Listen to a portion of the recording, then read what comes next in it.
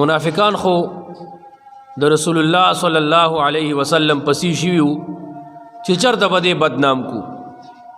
وغه څنګه بدنامي دي شي چې هغه د دوانو جهانو سردار الله را لېږلی یو جنگ کې داسې کار وشو چې ټول غنیمت راغونډ کړی شو نو یو صادر پکې غیب و صادر غیب و نو منافقان وی دا صادر دی نبی علیہ السلام اغشته دی وی دا ډیره درنه وینا دا د الله پر رسول باندې د یو خیانت الزام لګول دي وای کدا وینا مسلمانانو کړي وي نو هغه په دینت باندې وکړي وي چیرې دا صادر به نبی علیہ السلام اغشتي وي خو کې دي شي دوی له الله دا اختیار ور کړی وي چې تقسیم نمخ کې څه شي اغشتي شي ای په غلط نت نو ویلی او که منافق ویلی هغه په غلط نت باندې ویلیو نو الله وایي چې د پیغمبر د شان سره خدا خبره نه خایي چې هغه سپټ کی هغه خیانت کی په غنیمت کې کنه خو چا چې په غنیمت کې خیانت کو نو دا به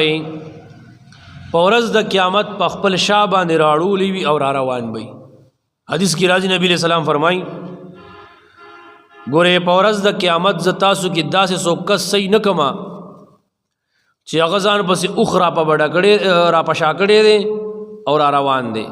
او ما ته وایي چې ای د الله رسول زما مدد وکړه زه به ستا هېڅ مدد نشم کړی ځکه تا کړې د غلا داسې څوک کس ونه وینم چې چیلی را په شا کړي وي او راشي زما مدد وکړه ستا مدد نشم کولی نبي اسلام شفاعت کوي خو چې اوس تا یو جرم کړی دی نو چې چا د چا نه سپټ کو په ورځ د قیامت به هغه را په شا کړی او را روان وي او مشرانو متل وکړه اوښ په بډه کولی اوښ به بډه کېږي نه که نه خو مثال الله چې لکه غلا مه کوه غلا ښه شی نه دی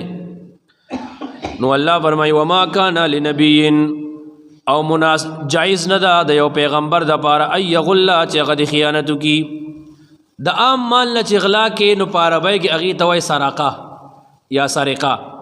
یو سړي کره پټ ورغی او مال دې راپټ کو یا دکان ته ورغی پټ دې غلا وکړه او کچري ته پچا باندې تماچی کی دي او دغه کې دا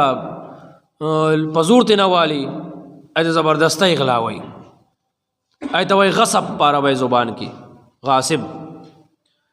او چې د غنیمت د مال نغلو کوم چې په جهاد کې اته وای غلول حد نه تجاوز خیانت وما کان لنبی دغه پورتو کې فرق دی غا چور او ډاکو چور هغې ته چې په پټه غلا کوي او ډاکو چې د خلکو په وړاندې عینالي انګلیش کې ورته وایي تیف او روبر تیف چور ته وایي چې په پټه کوي او روبر چې په خلکو مخ کې د نالي